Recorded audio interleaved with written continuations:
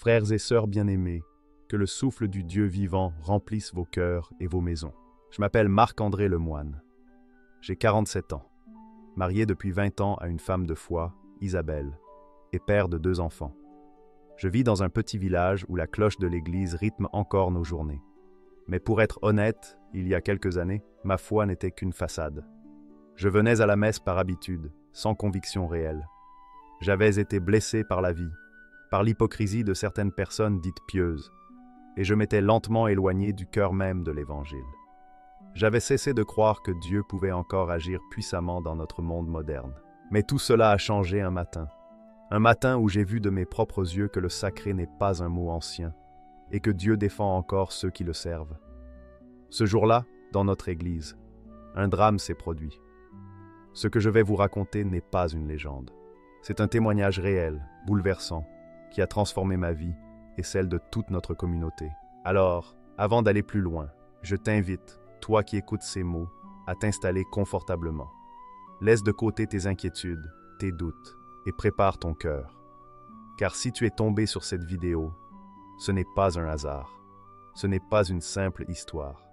C'est un rendez-vous divin, un message que le ciel veut te faire entendre aujourd'hui. Je t'invite à écrire en commentaire cette phrase de foi. Le Seigneur est ma lumière et mon salut. Que pourrais-je craindre? Psaume 27, 1. Abonne-toi à cette chaîne pour ne manquer aucune de ces histoires de foi qui fortifient l'âme. Et surtout, partage cette vidéo à une personne qui traverse un moment difficile pour qu'elle se souvienne que Dieu est vivant et qu'il agit encore. Dis-nous aussi en commentaire d'où tu regardes cette vidéo. Et maintenant, prépare ton cœur, car ce que tu vas entendre dépasse la raison humaine. Et si ce qui s'est passé ce jour-là à l'église n'était pas un accident, mais une démonstration publique de la puissance de Dieu face au mal. Premier signe, la main du mal ne peut toucher le corps du Christ. C'était un dimanche matin ordinaire. Le soleil entrait doucement par les vitraux, et le chant du chœur remplissait l'église d'une paix que rien ne semblait pouvoir troubler. Le père Jean-Marie, notre prêtre depuis plus de 20 ans, s'avançait lentement vers l'autel.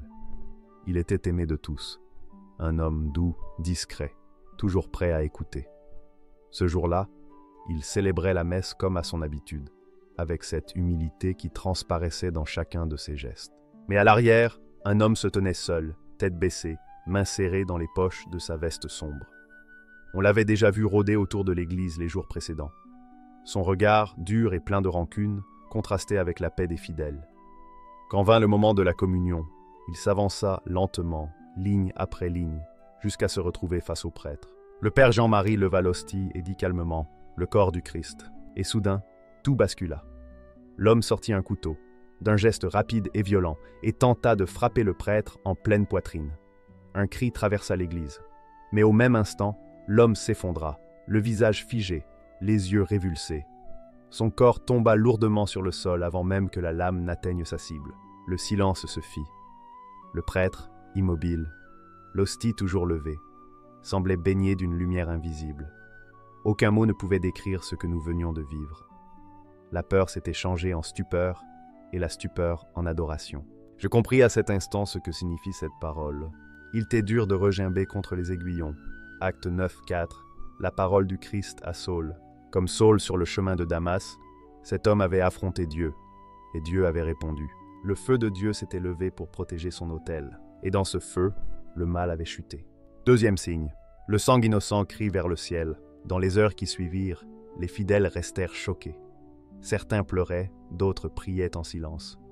Le père Jean-Marie, encore tremblant, répétait seulement « Que le Seigneur ait pitié de son âme ». Jamais je n'avais vu un homme pardonner aussi vite à celui qui avait voulu le tuer.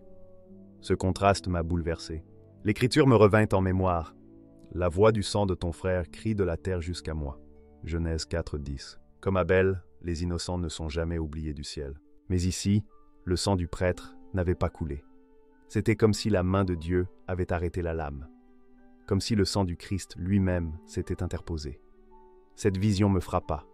Chaque fois qu'un serviteur de Dieu élève le calice, il se tient entre la lumière et les ténèbres. Et ce jour-là, le ciel s'est levé en sa défense. Un témoin dira plus tard qu'il avait vu, juste avant la chute de l'agresseur, une étincelle lumineuse autour de l'hostie. Était-ce le reflet du vitrail? ou bien la manifestation de ce feu invisible que Moïse a vu dans le buisson ardent. Je compris que Dieu ne laisse pas impunie la profanation du sacré. Il entend les offenses, mais surtout, il se souvient de ceux qui restent fidèles. L'Éternel est mon bouclier, il sauve ceux dont le cœur est droit. Psaume 7, 11. Dans un monde où la foi s'endort, ce signe rappelait que le sacré n'est pas un souvenir du passé. Le Dieu d'Abraham, d'Isaac et de Jacob agit encore. Troisième signe, le sacrement est vivant. Les jours suivants, les médias s'emparèrent de l'affaire. Certains parlaient d'un arrêt cardiaque soudain, d'autres d'un mystère inexpliqué. Mais pour nous, ceux qui avions vu, il n'y avait pas de doute. Le sacrement avait parlé.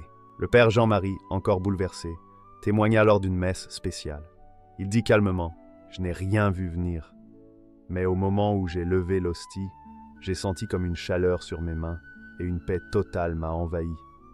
Quand j'ai vu cet homme tomber, j'ai compris que le Seigneur avait défendu son propre corps. » Ces paroles résonnent encore dans mon esprit, car trop souvent, nous traitons l'Eucharistie comme un simple symbole, une habitude dominicale. Mais Jésus avait dit, « Car ma chair est vraiment une nourriture et mon sang est vraiment un breuvage. » Jean 6, 55. Ce jour-là, nous avons compris que ces mots n'étaient pas métaphoriques. Le Christ était réellement présent. Son corps, son sang, sa puissance vivaient dans ce petit morceau de pain. Une femme âgée, présente à la messe, raconta qu'elle avait senti un parfum étrange, comme une odeur de myrrhe, envahir l'église juste après l'incident. Elle en pleurait encore des jours plus tard. L'autel, jadis ordinaire, était devenu une frontière visible entre le ciel et la terre. Et moi, simple paroissien autrefois sceptique, je venais d'assister à un miracle. Quatrième signe, la justice divine ne dort jamais. Les enquêteurs fouillèrent la vie de l'agresseur. On apprit qu'il avait récemment perdu son emploi, qu'il avait sombré dans l'amertume et la haine. Plusieurs voisins dirent qu'il insultait régulièrement Dieu, clamant que la religion était une illusion. 3 jours avant l'attaque, il avait été vu devant l'église, criant « Si Dieu existe, qu'il me prouve sa puissance ». Ces mots m'ont glacé, car ils rappellent une vérité spirituelle. On ne provoque pas le Dieu vivant sans conséquence. Mais attention, ce miracle n'était pas une vengeance. Il était un avertissement, car la justice de Dieu n'est pas animée par la colère, mais par l'amour qui remet chacun face à la vérité. « À moi la vengeance, à moi la rétribution, dit le Seigneur. » Romains 12, 19. Le père Jean-Marie refusa de condamner son agresseur. Il pria pour lui. Il demanda à toute la paroisse d'organiser une messe pour le repos de son âme. J'ai compris ce jour-là que la vraie justice divine, c'est celle qui unit vérité et miséricorde. Comme Jonas, cet homme avait fui la lumière. Et comme Jonas, il avait rencontré la puissance du Dieu qu'il rejetait.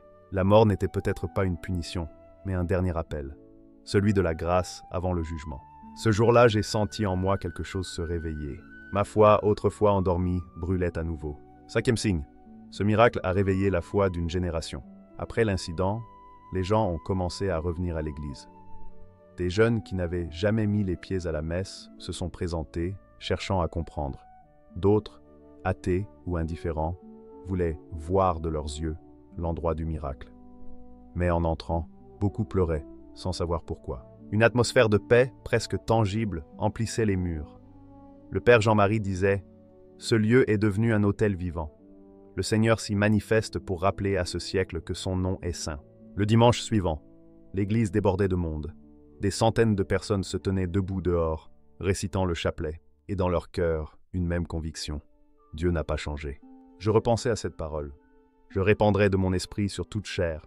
Acte 2:17. Oui, l'esprit était à l'œuvre. Ce miracle n'avait pas seulement sauvé un prêtre, il avait réveillé une génération. Des conversions eurent lieu. Des familles divisées se réconcilièrent. Et moi, Marc-André, je décidai de consacrer ma vie à témoigner. Car quand Dieu agit, il ne le fait pas pour qu'on garde le silence. Quelques semaines après le drame, on découvrit un détail bouleversant. La veille de l'attaque, le père Jean-Marie, sentant une tension étrange dans son cœur, avait prié longuement devant le tabernacle. Il avait murmuré « Seigneur, que ton corps soit ma défense et ton sang ma protection. » Cette prière, presque prophétique, avait précédé le miracle. Le lendemain, ces paroles s'étaient accomplies à la lettre. Ce n'était pas un hasard, car rien n'est hasard dans le royaume de Dieu. L'attaque n'était pas seulement un acte de haine, c'était une épreuve spirituelle. Et la prière du prêtre avait dressé un mur de feu autour de lui. Plusieurs témoins rapportèrent ensuite avoir vu une lumière douce flotter au-dessus de l'autel après la chute de l'agresseur. Certains pleurèrent, d'autres tombèrent à genoux. Une infirmière, présente parmi les fidèles, dira « Ce n'était pas une lumière normale. C'était comme si le ciel avait ouvert une porte. Ce jour-là, le Seigneur montra à tous que le mal ne triomphe jamais là où le Christ demeure. » Frères et sœurs, ce témoignage n'est pas une histoire de peur. C'est une histoire de puissance et de miséricorde. Dieu n'a pas besoin de prouver qu'il existe. Il le manifeste par sa présence. Chaque fois que quelqu'un élève le nom de Jésus avec foi. Peut-être toi aussi tu traverses un désert. Peut-être que tu te demandes pourquoi Dieu garde le silence. Mais souviens-toi, son silence n'est jamais absence. Il agit, souvent dans l'invisible, et parfois, comme ce jour-là, de manière éclatante. Alors, je t'invite à prier avec moi. Seigneur Jésus-Christ, toi qui es le pain vivant descendu du ciel, toi qui as protégé ton serviteur face au mal, fortifie notre foi. Réveille dans ton Église la flamme de la sainteté. Pardonne à ceux qui te combattent sans te connaître. Et donne-nous le courage de témoigner de ton nom, car tu es la lumière qui éclaire les ténèbres, et nul ne peut éteindre ce que ton esprit a allumé. Nous te bénissons et nous te glorifions. Toi, le Christ vivant,